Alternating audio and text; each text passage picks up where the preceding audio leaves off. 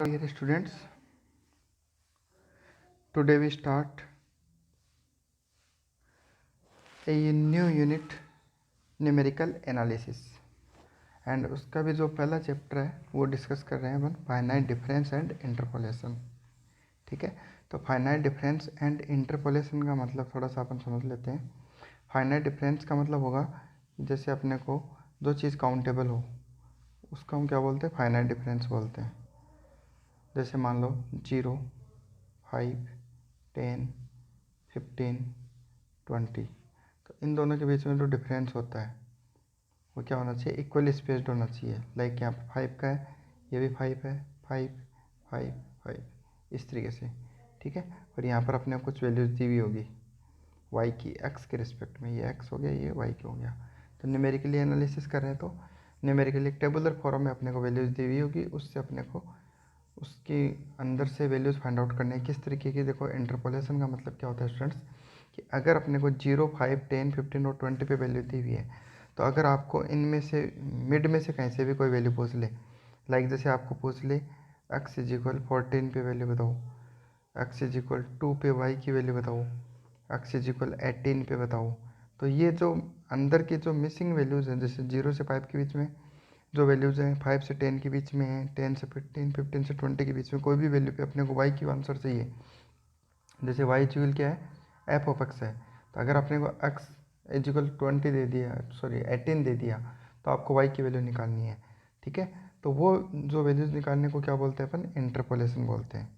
ठीक है, और अगर हम आउटसाइड कोई वैल्यू होती, जैसे मान लो 0 से लेकर 20 तक तो टेबल है, आपको कोई पूछे 22, तो उसको बोलते हैं एक्स्ट्रापोलेशन। ये क्या होता है आपका, एक्स्ट्रापोलेशन होता है। और इस टेबल के अंदर से कोई भी वैल्यू पूछे तो हम उसे क्या बोलते हैं, इंटरपोलेशन बोलते हैं। तो हम स्टार्ट करें फाइनाइट डिफरेंस एंड इंटरपोलेशंस। उसमें भी सबसे पहले हम आज डिस्कस जो करने वाले हैं वो है students, forward and backward difference क्या होता है, फॉरवर्ड एंड बैकवर्ड डिफरेंस क्या होता है, एंड इनकी टेबल कैसे बनती है, वो दोनों चीज़ें डिस्कस करेंगे। ठीक है, चलो देखते हैं। तो students, finite difference and interpolation में सबसे पहली चीज़ अपन पढ़ने जा रहे हैं वो है आपका forward difference. It is a function y is equal f of x is tabulated for the equally spaced arguments x naught plus h, x naught plus 2h, x naught plus nh, giving the functional values y naught, y1, y2 up to yn.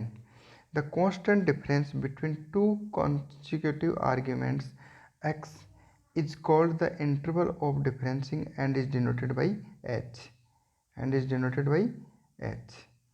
इसको समझने के लिए देखो students, आपको simple सा बताता हूँ मैं इसको, ये किस तरीके से बोल रहा है। ये कह रहा है कि इनको एक टेबुलर फॉर्म में बनाना है, नीचे वाला भी आ जाएगा, ये वाई वाली जो वैल्यूज है वो भी अपन कंसिडर कर लेते हैं फॉरवर्ड डिफरेंस के लिए। जैसे यहाँ पर एक्स लिख दिया, यहाँ वाई लिख दिया, तो ये बोल रहा है कुछ वैल्यूज है अपने पास, एक्स नोट, देखो इस x1 लिख रहा हूँ मैं, इसको चाहे x1 लिख दो या फिर आप x नोट प्लस एच लिख दो। ठीक है, तो दूसरी वैल्यू क्या हो जाएगी, x नोट प्लस 2h, तो x नोट प्लस 3h। यहाँ इसके रिस्पेक्ट में वैल्यू क्या होगी, y नोट, इसको नाम देंगे y1, y2, y3। तो y equal F of x होता है, अगर हम x नोट रखेंगे x की जगह तो y नोट मिलेगा, x नोट प्लस h रखेंगे तो क्या मिलेगा, y1, x note plus 2h रखेंगे तो y2, x note plus nh करेंगे तो yn मिलेगा। ठीक है, तो इक्वली स्पेस्ड कैसे हुआ स्टूडेंट्स, तो आप देखो इनमें किसी के भी दो के बीच में डिफरेंस देखो कितना है, h आएगा। इन दोनों वैल्यूज़ के बीच में डिफरेंस कितना है, h का। इन दोनों के बीच में डिफरेंस कितना है, h। तो इक्वली स्पेस्ड है और इंटरवल कितना हो गया, h इंटरवल पे है, यानी इन दोनों के बीच में हर बार क्या करना है अपने को, h ऐड करना है।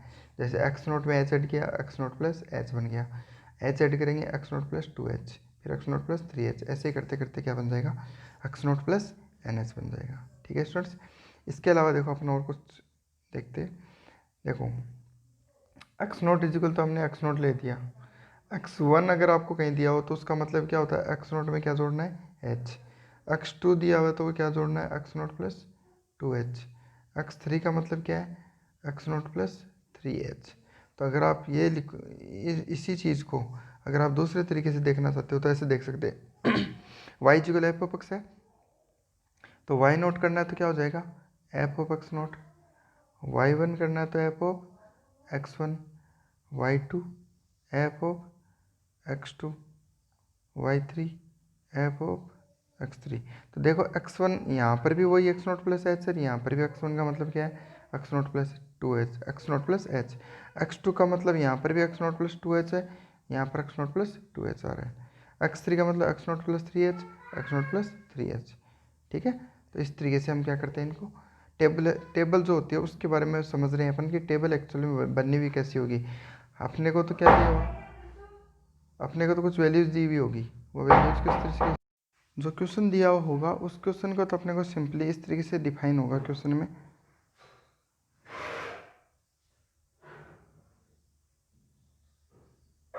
जैसे एक्स वाई आपको कुछ वैल्यूज दी होगी बस 0, 5, 10, 15 और यहाँ पर कोई वैल्यू दे देगा आपको 3, 7, 8 और 20। ठीक है, और आपको कहेगा कि find Y at X is equal 18, ऐसे कुछ भी वैल्यू दे दिया, एट एक्स इज इक्वल 18। ठीक है, तो आपको उसको सोल्व करना था, हमें उसको आइडेंटिफाई करना है कि एक्स नोट होता है, ये एक्स नोट प्लस एच है, ये एक्स नोट प्लस 2h है, एक्स नोट प्लस 3h है, इसका नाम हम वाई नोट मानेंगे, y1, y2, y3, ऐसे ये चीज़ें अपने को अज्यूम करनी होती है। ठीक है, चलो स्टूडेंट्स, इसको समझने के लिए अब अपन मेन अपने आते हैं कि फॉरवर्ड डिफरेंस क्या होता है। अब तक तो हमने क्या स्टडी की है, ओनली टेबल के बारे में किया कि जो अपने को टेबल दी हुई है उसको हम किस तरीके से समझेंगे। अब हम बात करेंगे कि फॉरवर्ड डिफरेंस होता क्या है। तो स्टूडेंट देखो, फॉरवर्ड डिफरेंस ऑपरेटर जो होता है वो होता है हमेशा डेल, इस तरीके का ट्राइंगल फॉर्म में होगा तो हम उसको क्या बोलेंगे, फॉरवर्ड ऑपरेटर बोलेंगे। अगर उल्टा ट्राइंगल होगा इस तरीके से उसको बोलेंगे बैकवर्ड ऑपरेटर, जो हम आगे डिस्कस करेंगे अभी। ठीक है, तो ये फॉरवर्ड ऑपरेटर होता है आपका। अब इस फॉरवर्ड ऑपरेटर का देखो काम क्या होता है वो देखो, ये अगर इसको फंक्शन लगा दें हम, जैसे डेल एफ ऑफ एक्स कर दिया, तो इसकी जो वैल्यू होती है वो होती है F of x plus H minus F of x. ठीक है, अब अभी आपको बताया मैंने कि अगर हम एक्स नोट कर दूँ मैं इसको, तो यहाँ पर भी क्या हो जाएगा एक्स नोट, ये भी क्या हो जाएगा एक्स नोट। तो F of x naught plus H, x naught plus H वाला पार्ट है उसको क्या लिखा था मैंने स्टूडेंट्स, y1 लिखा था, फिर माइनस साइन है। एफ ऑफ एक्स नोट किसको लिखा था, y नोट को लिखा था, आपने ऊपर देखा भी होगा। और ये जो एफ ऑफ एक्स नोट है इसको y नोट लिखा है, तो क्या लिखूंगा मैं, डेल y नोट। तो आपको नज़र आ रहा है ये चीज़, सबसे पहले मैंने ये लिखा, उसके बाद एफ ऑफ एक्स नोट किया, एक्स की जगह एक्स नोट करेंगे तो यहाँ पर भी एक्स का एक्स नोट, यहाँ पर भी एक्स की जगह एक्स नोट हो गया, तो ये वैल्यू आ गई। अब F of x naught plus H को y1 लिखते हैं, एफ ऑफ एक्स नोट को y नोट लिखते हैं, तो ये भी एफ ऑफ एक्स नोट है तो इसको भी क्या लिखेंगे, y नोट। तो ये आ गया आपके पास del y naught is equal y1 minus Y naught. इसी तरीके से आगे बढ़ेंगे तो डेल y1 करेंगे तो y2 माइनस y1 आएगा, डेल y2 करेंगे तो y3 माइनस y2 आएगा। चलो एक और समझाता हूँ आपको, एक वैल्यू और समझाता हूँ कि ये वैल्यू कैसे आई, इस वैल्यू को और समझाता हूँ कि ये कैसे बनता है। देखो y1 का मतलब क्या हो गया स्टूडेंट्स, एफ ऑफ क्या लिखूँ मैं, एक्स नोट प्लस एच। ठीक है, या इससे उल्टा और समझते हैं, इससे भी अच्छा समझते हैं। देखो आपने पढ़ा था F of X is equal F of x plus H minus F of x. अब मैं आपको स्टूडेंट्स ये कह रहा हूँ कि इस एक्स को ना, इसको रिप्लेस कर दो एक्स नोट प्लस एच से, इसको किससे रिप्लेस कर दो, एक्स नोट प्लस एच से। तो अब न्यू वैल्यू आपके पास क्या बन के आएगी स्टूडेंट्स, वो देखना, del F of x naught plus H, यानी जहाँ जहाँ पर भी एक्स दिख रहा है ना उस पूरे एक्स को ये रिप्रेजेंट कर दो। तो हम लिखेंगे F of x naught plus, देखो इस एक्स की जगह एक्स नोट प्लस एच रखोगे तो एच और एच कितना हो जाएगा 2h, फिर minus F of x naught plus H, ऐसा ही दिखेगा। अब स्टूडेंट्स ये बताओ ये क्या होता है, y1 होता है, तो आपने लिख दिया डेल y1। ये वाला पार्ट क्या होता है y2, तो ये लिख दिया आपने y2। ये वाला पार्ट क्या होता है y1, तो आपने लिख दिया y1। तो डेल y1 क्या हो गया, y2 माइनस y1 हो गया। स्टूडेंट्स आप अभी कॉन्सेप्ट समझ रहे हो, उसके अंदर जब टेबल बनेगी तो टेबल को कितना ईजी वे में हम बना सकते हैं, कितने ईजी वे में समझ सकते हैं, वो चीज़ें हम डिस्कस करेंगे टेबल में। बहुत ईजी है स्टूडेंट्स, मैं टाइम इसलिए दे रहा हूँ कि आपको कॉन्सेप्ट समझ में आ जाए, अदरवाइज ये इतना टिपिकल नहीं है। ठीक है, तो स्टूडेंट्स इसी तरीके से हम जैसे मान लो आपको कहे कि सेकंड ये तो होता है फर्स्ट फॉरवर्ड डिफरेंस। अगर ओनली डेल होता है तो उसको बोलते हैं फर्स्ट फॉरवर्ड डिफरेंस। अगर स्क्वायर हो गया तो उसको बोलते हैं सेकंड फॉरवर्ड डिफरेंस। अगर क्यूब आ जाए तो उसको बोलते हैं थर्ड फॉरवर्ड डिफरेंस। इसी तरीके से 4 आ जाए तो फोर्थ फॉरवर्ड डिफरेंस, और डेल की पावर n हो जाए तो क्या बोलेंगे, nth फॉरवर्ड डिफरेंस। बात समझ में आ रही है। चलो हम स्क्वायर की बात करते हैं अब।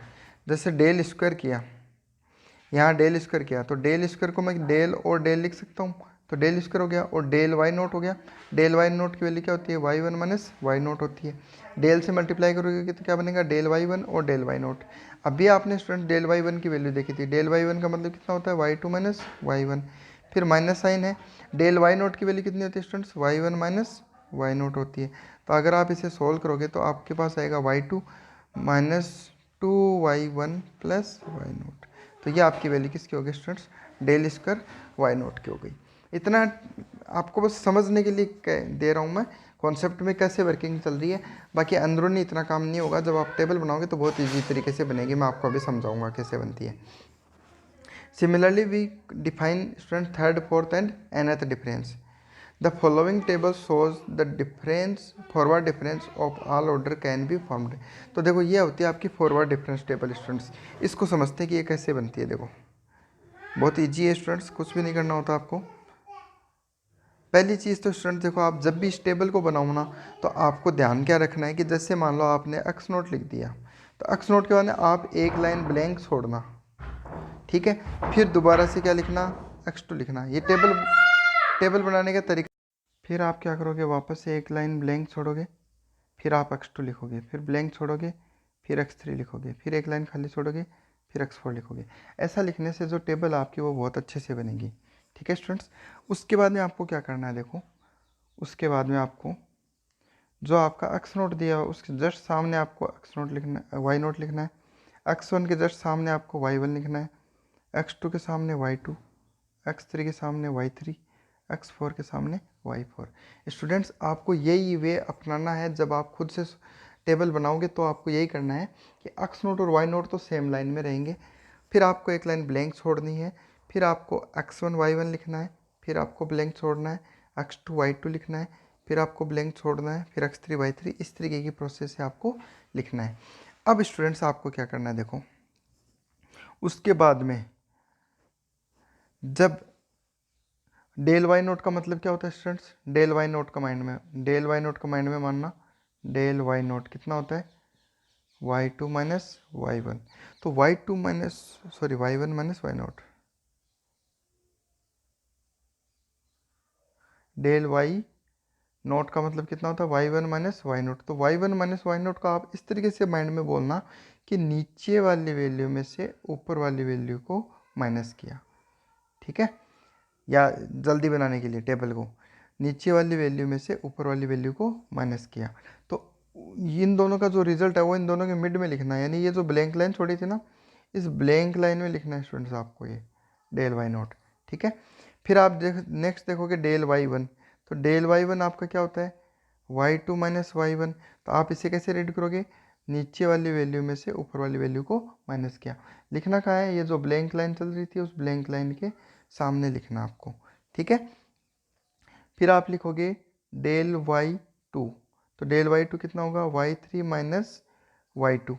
तो ये देखो वाई थ्री ये है और वाई टू ऊपर है, दोनों के मिड में यहाँ पे आप लिख दोगे, ठीक है। इसी तरीके से डेल वाई थ्री करोगे तो Y four minus Y three करोगे तो ये इस मिड लाइन के बीच में लिख दोगे। आई होप स्टूडेंट्स यहाँ तक आपको समझ में आया होगा कि ये टेबल कैसे बनेगी, ठीक है। जस्ट क्या किया, नीचे वाली वैल्यू में से ऊपर वाली वैल्यू को माइनस किया। उसके बाद देखो students del square Y naught. तो डेल स्क्वायर वाई नोट मैंने आपको बताया था अभी, डेल स्क्वायर वाई नोट को क्या लिख सकते हैं हम, डेल और डेल वाई नोट लिख सकते हैं, बताया था। एक के बारे में डिस्कस करेंगे, बाकी आगे वाले आप निकाल सकते हो खुद से। तो डेल वाई नोट की वैल्यू आपने अभी देखी, Y one minus Y naught होती है। तो मल्टीप्लाई करोगे तो क्या बनेगा, del Y one minus del Y naught. तो आपको दिख रहा है कि डेल वाई नोट की वैल्यू क्या है, ये आपका डेल वाई नोट है, इसकी वैल्यू क्या आ रही है, del Y one minus del Y naught. तो डेल वाई वन का है स्टूडेंट्स, ये रहा डेल वाई वन, इसमें से माइनस किसको किया, डेल वाई नोट को। तो आप दोबारा से अभी भी क्या बोलोगे, नीचे वाली वैल्यू में से ऊपर वाली वैल्यू को माइनस किया। जब नीचे वाली वैल्यू में से ऊपर वाली वैल्यू को माइनस करोगे तो इन दोनों के बीच में लिखोगे अब। हर बार क्या करना है, जो भी डिफरेंस लो उन दोनों के सामने नहीं लिखना, उन दोनों के मिड में लिखना है और आगे वाली लाइन में लिखना है। देखो इस तरीके से, जैसे इन दोनों का डिफरेंस लिया तो दोनों का डिफरेंस इस y1 वाली लाइन के सामने आया। ठीक है, मतलब आप एक बार बनाओगे तो खुद से अपने आप पूरी बन जाएगी ये टेबल। फिर आपको सेम प्रोसेस करनी है, नीचे वाली वैल्यू में से ऊपर वाली वैल्यू को माइनस किया, इन दोनों के मिड में लिखनी है, जो ब्लैंक लाइन अपने आप क्रिएट होती जाएगी आपके, हर चीज़ को ब्लैंक लाइन दिखेगी आपको बीच में दोनों के। तो डेल y2 और डेल y3 के बीच का डिफरेंस यहाँ लिख दोगे। डिफरेंस लिखना है स्टूडेंट्स, ये तो हम रीड करें, ये तो अंदरूनी बातें हैं जो अपन याद रखेंगे कि हाँ यहाँ पर ये होगा। ठीक है, फिर क्यूब वाले में आएंगे, डेल क्यूब वाई नोट, तो वही नीचे वाली वैल्यू में से ऊपर वाली वैल्यू को माइनस करेंगे, यहाँ पर आ जाएंगे, इसमें से इसको माइनस करोगे यहाँ पर, फिर इसमें से इसको माइनस करोगे तो यहाँ पे। तो इस तरीके से आप खुद देखोगे स्टूडेंट्स कि अपने आप जो भी वैल्यूज़ होंगे ना उनके एकदम मिड में आएगी ये वैल्यू लास्ट। ना तो कई बच्चे क्या करते हैं कि ऊपर से लिखना स्टार्ट कर देते हैं, यहाँ पर इनके पास ये डेल की पावर 4 वाई नोट यहाँ लिखते हैं, जो कि सरासर गलत है। कई बच्चे क्या करते हैं, डाउन करते करते कई बार इसको यहाँ लिख देते हैं, वो भी एकदम गलत है। एक्चुअल में क्या होगा कि ये टेबल इस तरीके से चलती हुई आती है,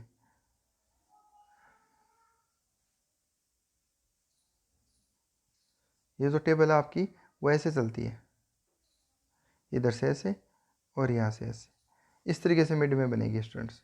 तो ये थोड़ा सा आप ध्यान रखना, सबसे ज़्यादा सिली मिस्टेक इसी में होती है। और अगर आपने लिखने का तरीका टेबल भी गलत बनी ना तो आपके आंसर भी सारे गलत बनेंगे, क्योंकि टेबल से आप रीड ही नहीं कर पाओगे, आपको समझ में नहीं आएगा कि ये वैल्यू किस चीज़ की है। ठीक है, तो टेबल आपको बहुत ही सही तरीके से बनानी है स्टूडेंट्स, मैं आपको बार बार बता रहा हूँ कि एक एक लाइन ब्लैंक छोड़ना है। ठीक है, चलो, तो ये आपकी फॉरवर्ड हुई। अब इस फॉरवर्ड को मैं पूरे को स्किप कर रहा हूँ एक बार। अब देखना आपकी एक्चुअल में इसमें हुआ क्या है, देखो हटा दिया। अब देखो स्टूडेंट्स हुआ क्या है कि जैसे आपके पास यहाँ वाई नोट था तो वाई नोट से इंक्रीजिंग ऑर्डर में आ रहा है, तो फॉरवर्ड में क्या होता है, यहाँ पर भी वाई नोट से इंक्रीजिंग ऑर्डर में आ रहा है। आपने क्या नोटिस किया है, यहाँ y4 था, यहाँ y4 नहीं है। ठीक है, फिर आपने जब सेकंड फॉरवर्ड डिफरेंस निकाला तो वाई नोट y1 y2 तक ही बनता है, y3 गायब हो गया। ठीक है, यहाँ से देखोगे तो आपके पास y2 गायब हो गया, फिर इन दोनों का डिफरेंस लिया तो y1 गायब हो गया। और अगर आप देखो तो आपको ये मान के भी चल सकते हो, आप इसका उल्टा भी मान सकते हो कि आपने हर चीज़ को फॉरवर्ड में किससे स्टार्ट करना है, वाई नोट से स्टार्ट करना है और इंक्रीजिंग ऑर्डर में चलना है। जैसे यहाँ पर मैं मानूँ कि मैंने किससे स्टार्ट किया, ये वाई नोट से स्टार्ट किया, ये भी कहाँ से स्टार्ट होगा, वाई नोट से, ये भी वाई नोट से स्टार्ट होगा, वाई नोट से। समझ में आ रही है स्टूडेंट्स? तो ये सारी वैल्यूज़ अपने को काम में आएंगी, जब हम फॉर्मूला पढ़ेंगे, वैल्यूज़ फाइंड आउट करेंगे तो अपने पास ये वैल्यूज़ काम में आएंगी। तो अपने को याद होना चाहिए कि पहले ऊपर वाली वैल्यू को क्या बोलते हैं। तो ऊपर वाली सबसे पहली वैल्यू क्या होगी, del square Y naught del Q Y naught, यानी वाई नोट से स्टार्ट करनी है। ठीक है, फिर आपको इंक्रीजिंग ऑर्डर में लेके जानी है। ठीक है, चलो स्टूडेंट्स अब बात करते हैं बैकवर्ड डिफरेंस की। तो बैकवर्ड डिफरेंस का ऑपरेटर तो क्या होता है स्टूडेंट, सबसे पहले ऑपरेटर की बात करें तो ये होता है इसका ऑपरेटर, opposite triangle. अब देखो if a function f of x is tabulated for the space equally spaced arguments, ठीक है, then the backward difference operator is defined as, देखो इसके अंदर क्या होगा, इसका जो पहले फंक्शन बता देता हूँ मैं किस तरीके का होता है। ये होता है आपका students del F of X is equal F of X minus F of X minus H, ये होता है। ठीक है, अब अगर आप स्टूडेंट्स एक्स की जगह एक्स नोट करो तो यहाँ पर एक्स नोट, यहाँ पर एक्स नोट और यहाँ पर एक्स नोट, लेकिन आप देखोगे कि अपने पास में एक्स नोट माइनस एच तो है ही नहीं। जो अपने को टेबल दी हुई होती है वो कहाँ से स्टार्ट होती है, x naught plus H, x naught plus 2h, ऐसे स्टार्ट होती है अपनी टेबल। तो इसमें एक्स नोट माइनस एच तो होता ही नहीं है। तो नहीं होता तो क्या किया जाए स्टूडेंट्स, तो देखो दोबारा से बताता हूँ, नहीं हो तो हमें क्या करना होता है, पहले इसको थोड़ा सा मैं खुद से समझा देता हूँ। यहाँ देखना,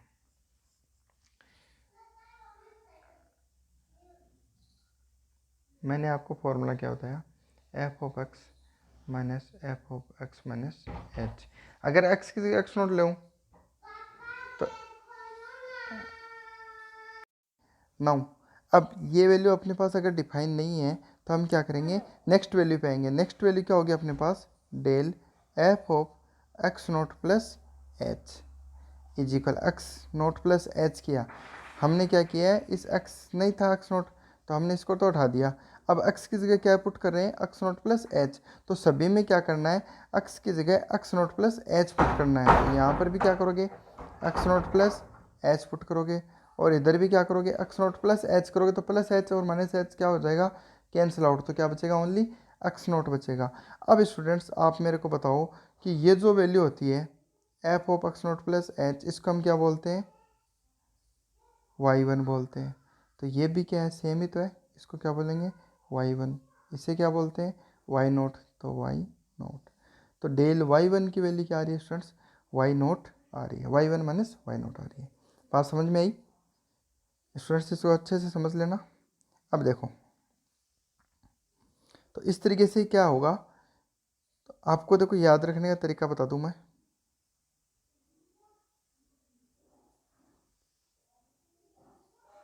जैसे आपने यहाँ किया था फॉरवर्ड वाला, यहाँ पर भी आपको y1 one minus Y note दिख रहा है, और अभी जो मैंने आपको पढ़ाया डेल y1, उसका आंसर भी क्या आ रहा है, y1 one minus Y naught आ रहा है। स्टूडेंट्स समझना अच्छे से, यहाँ फॉरवर्ड ऑपरेटर है, यहाँ बैकवर्ड ऑपरेटर है, ठीक है।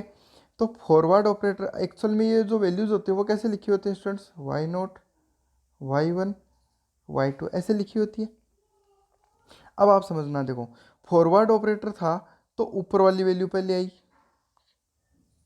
देखो फॉरवर्ड ऑपरेटर लिया तो डिफरेंस दोनों में अभी भी सेम हो रहा है स्टूडेंट्स, नीचे वाली वैल्यू में से ऊपर वाली वैल्यू कोई माइनस हो रहा है, y1 माइनस वाई नोट ही हो रहा है।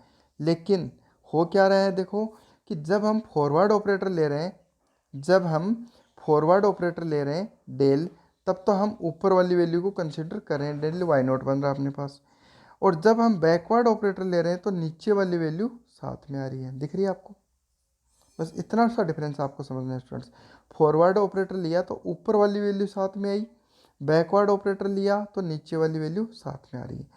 ये समझने का तरीका बता रहा हूँ कि टेबल के अंदर इजी वे में क्वेश्चन को सॉल्व करने के लिए हम शॉर्टकट क्या ले सकते हैं। एक्चुअल में प्रोसेस क्या होती है वो मैंने आपको बता दी कि कॉन्सेप्ट में जो देखोगे उसी के अकॉर्डिंग करना है, लेकिन माइंड में आपको क्या मानना है कि फॉरवर्ड ऑपरेटर लिया तो आपको ऊपर वाली वैल्यू लेनी है, बैकवर्ड ऑपरेटर लिया तो नीचे वाली वैल्यू को साथ में लेना है, ठीक है स्टूडेंट्स। बाकी सारा सेम है। देखो यहाँ वाई नोट का मतलब ये जो ये होती है ये ऊपर होती है तभी तो ये घटती है, ऊपर वाली वैल्यू घटती है, तो ये ऊपर वाली वैल्यूज होती हैं। तो ऊपर वाली y1 है तो ऊपर वाली वैल्यू आएगी, यहाँ y2 है तो ये y2 आया, ठीक है। अब आते हैं बैकवर्ड में, देखो बैकवर्ड में देखो, मैं वही चीज़ दोबारा लिख रहा हूँ। यहाँ वाई नोट होता है, y1 होता है, y2 होता है, y3 होता है।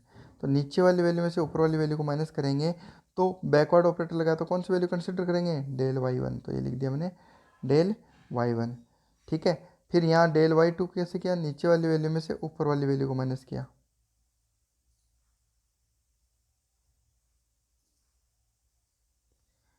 y2 में से y1 को माइनस किया तो y2 को ले लिया, नीचे की वैल्यू को ले लिया। फिर y3 में से y2 को किया तो y3 को ले लिया। बात समझ में आ रही है स्टूडेंट्स, बस यही सेम प्रोसेस पूरी टेबल में अपने को लेना है। चलो अब मैं आपको टेबल बताता हूँ कैसे बनती है इसकी। पहली चीज़ तो स्टूडेंट्स आपको जो ध्यान में रखनी है वही सेम रिपीट कर रहा हूँ मैं। पहले एक्स नोट रखोगे, एक्स नोट के सामने वाई नोट रख दोगे नेक्स्ट में कॉलम में, फिर आपको एक लाइन ब्लैंक छोड़नी है, फिर आप x1 लिखोगे, y1 सामने लिखोगे, फिर लाइन ब्लैंक छोड़ोगे, फिर x2 y2, फिर line blank x3 y3, blank line x4 y4। कर सकते हो यहाँ तक। ये करने के स्टूडेंट्स बाद में देखो, अभी भी मैं कह रहा हूँ कि नीचे वाली वैल्यू में से ऊपर वाली वैल्यू को माइनस कर रहा हूँ, लेकिन नाम क्या दूंगा, बैकवर्ड ऑपरेटर। तो नीचे वाली वैल्यू को साथ में लूँगा, इसको पहले वाले में इसको ले रहे थे अब इसको ले रहे हैं। बात समझ में आ रही है, ठीक है। फिर हम क्या करेंगे, y2 में से y1 को माइनस करेंगे, तो यहाँ क्या लिखेंगे, नीचे वाली वैल्यू, फॉरवर्ड ऑपरेटर है। अगर यहाँ पर स्टूडेंट्स ऑपरेटर चेंज कर दिया आपने, मान लो आप कहते हो कि ये ऑपरेटर लूँगा, तो आप वैल्यू क्या लिखोगे, वाई नोट लिखोगे, ठीक है। अगर आपने यहाँ ऑपरेटर चेंज कर दिया तो वैल्यू क्या लिखते, डेल y1 लिखते, ठीक है। लेकिन ऑपरेटर क्या आपका, ऑपरेटर चेंज हो गया, ऑपरेटर क्या हो गया, बैकवर्ड ऑपरेटर हो गया। तो जब बैकवर्ड ऑपरेटर हो गया तो नीचे वाली वैल्यू को कंसिडर कर रहे हैं। तो इसी तरीके से y3 में से y2 को माइनस करेंगे तो क्या लिखेंगे, डेल y3, y4 में से y3 को माइनस करेंगे तो डेल y4। तो आपने क्या नोटिस किया स्टूडेंट्स कि ऊपर से एक वैल्यू कट हो गई, यानी यहाँ y4 था तो ये भी y4 आ रहा है, इसी तरीके से यहाँ पर भी y4 आएगा, y4 बात समझ में आ रही है। होता क्यों ऐसा कि अगेन देखो, इसमें से इसको माइनस करोगे नीचे वाली वैल्यू में से ऊपर वाली को, तो नीचे वाली वैल्यू को यहाँ लिखा y2 को, फिर y3 में से y2 को माइनस करेंगे तो y2 को लिखा, y4 में से y3 को माइनस किया तो y4 लिखा, इन दोनों का डिफरेंस लिया y3 y2 सॉरी y4, और इन दोनों का डिफरेंस लेंगे तो y4। तो आई होप स्टूडेंट्स ये चीज़ समझ में आई होगी। ठीक है, टेबल बनने के बाद में देखो स्टूडेंट्स, आपको क्या नज़र आ रहा है कि ये एक सब में क्या आ रहा है y4 आ रहा है, और ऊपर से क्या हो रहा है स्किप हो रहा है। तो बैकवर्ड का मतलब समझ में आ रहा है, फॉरवर्ड में तो ये वैल्यू सारी सेम आ रही थी। ठीक है, यानी सब में क्या किससे स्टार्ट हो रहा था, y0 से हो रहा था। इसमें अगर आपको देखो स्टूडेंट समझना है, जैसे यहाँ तो क्या रहेगा, जब आप टेबल देखोगे तो आपको कुछ न्यूमेरिकल वैल्यूज दी हुई होगी इस टेबल में। जैसे एक टेबल बना के दिखाऊँ आपको, यहाँ पर एक टेबल बनाते हैं सिंपल सी। जैसे स्टूडेंट मैं यहाँ लेता हूँ वैल्यू 0 5 10 15 20, इसको हम समझते हैं। इसके रिस्पेक्ट में जो वैल्यूज़ दी हुई होंगी अपने को, वो जैसे दी हुई है यहाँ पे, मैं इजी वैल्यू लेता हूँ 3 7 10 15 18, ऐसे दी हुई है स्टूडेंट्स आपको। ठीक है, अब आपको कहे कि डेल y1 की वैल्यू बताओ, तो डेल y1 की वैल्यू कितनी होगी बताओ, 7 में से 3 गए 4, तो डेल y1 कितना हो गया 4, और डेल y2 कितना होगा y2 माइनस y1, तो 10 माइनस 7 कितना होगा 3। डेल y3 पूछे तो नीचे वाली वैल्यू से ऊपर वाली वैल्यू को, तो 15 माइनस 10 5। फिर डेल y4 पूछे तो 18 माइनस 15 कितना बचेगा 3। ठीक है, फिर आप कहोगे कि डेल स्क्वायर y2 बताओ, तो नीचे वाली वैल्यू में से ऊपर वाली को, तो 3 में से -4 करोगे तो कितना बचेगा -1। ठीक है, -1। फिर डेल क्यू y3 करोगे तो नीचे वाली वैल्यू में से ऊपर वाली वैल्यू को माइनस करें तो 5 माइनस 3 करेंगे तो 2, 3 माइनस 5 करेंगे तो -2। फिर डेल क्यू y3 की वैल्यू क्या होगी, नीचे वाली वैल्यू में से ऊपर वाली, तो 2 माइनस -1 करेंगे तो स्टूडेंट्स कितना हो जाएगा 3, -2 -4। फिर -4 में से -3 को माइनस करोगे तो -7। ये आपके पास वैल्यूज़ आ गई स्टूडेंट्स। ठीक है, तो इस तरीके के आप टेबल तो बना लोगे। अब आपको ये जो वैल्यूज़ है ना, ये जो अपने को एज्यूम करनी है, जैसे ये वैल्यू है, अब इसको हम क्या पढ़ेंगे y4 पढ़ेंगे, 3 को हम क्या पढ़ेंगे नीचे से स्टार्ट करोगे, फॉरवर्ड में तो ऊपर से स्टार्ट करेंगे, बैकवर्ड में नीचे से स्टार्ट करेंगे, यानी ये y4 है ना, तो इसको हम डेल y4 नाम दे देंगे बस। ठीक है, इसको नाम क्या देंगे डेल स्क्वायर y4, इसे क्या नाम देंगे डेल क्यूब y4, इसे क्या नाम देंगे डेल की पावर 4 y4। पहले आप इनको नाम दे देना, फिर फॉरवर्ड टेबल होगी तब तो ऊपर से करते हैं, बैकवर्ड है तो नीचे अगर सबको y4 दे दिया तो अब ऊपर क्या होगा घटते क्रम में होगा। अगर ये y4 आ गया तो ऊपर ये वैल्यू क्या होगी y3 हो गई, ये y2 हो गई, ये y1 हो गई। और इस वैल्यू को अगर हमने y4 नाम दिया तो ये y3 हो गया, ये y2 हो गया, इसको y4 दिया तो ये y3 हो गया, ये y4 हो गया, तो ऊपर कोई वैल्यू नहीं है। तो इस तरीके से आप इस टेबल को समझ सकते हो। आई होप स्टूडेंट्स आपको समझ में आया होगा। ठीक है, तो इसी तरीके से सेम प्रोसेस से आप क्या करते हो, बैकवर्ड की जगह फॉरवर्ड में भी कर सकते हो। आप यहाँ पर भी वही वैल्यूज़ पुट कर सकते हो। पुट करने के बाद में आप क्या करोगे, बस इतना सा काम करना है कि जो यहाँ वैल्यू आएगी ना, उसका y0 नाम दे दोगे सबको। ठीक है, डेल y0 दे दिया, यहाँ पर कोई भी वैल्यू आएगी उसका नाम दे दोगे आप डेल स्क्वायर y0, यहाँ पर कोई भी वैल्यू आएगी उसका नाम दे दोगे डेल क्यूब y0, और यहाँ जो भी वैल्यू आएगी उसका नाम दे दोगे आप डेल की पावर 4 y0। फिर आप इसको इंक्रीजिंग ऑर्डर में दे देना, y0 के अंदर क्या था y1 y2 y3, जितनी वैल्यू होंगे उतना नाम दे देना, y0 y1 y2 y0 y1 y0, आगे कोई वैल्यू नहीं है। तो इस तरीके से आपकी क्या हो जाएगी टेबल को मार्किंग हो जाएगी। ठीक है स्टूडेंट्स, तो आज के लिए इतना ही। आज अपन ने पढ़ा है फॉरवर्ड और बैकवर्ड डिफरेंस और इसकी टेबल। नेक्स्ट क्लास में अपन पढ़ेंगे इसके ऑपरेटर्स, यानी न्यूमेरिकल ऑपरेटर। जैसे आपने आज 2 ही ऑपरेटर पढ़े हैं, फॉरवर्ड और बैकवर्ड ऑपरेटर। इसके अलावा भी जैसे और सारे ऑपरेटर होते हैं, शिफ्टिंग ऑपरेटर होता है, एवरेज ऑपरेटर होता है, सेंट्रल डिफरेंस ऑपरेटर होता है। उन सारे ऑपरेटर्स और उनके रिलेशन के बीच में, उनके बीच में क्या रिलेशन होता है उस चीज़ को हम डिस्कस करेंगे। Okay students, thank you.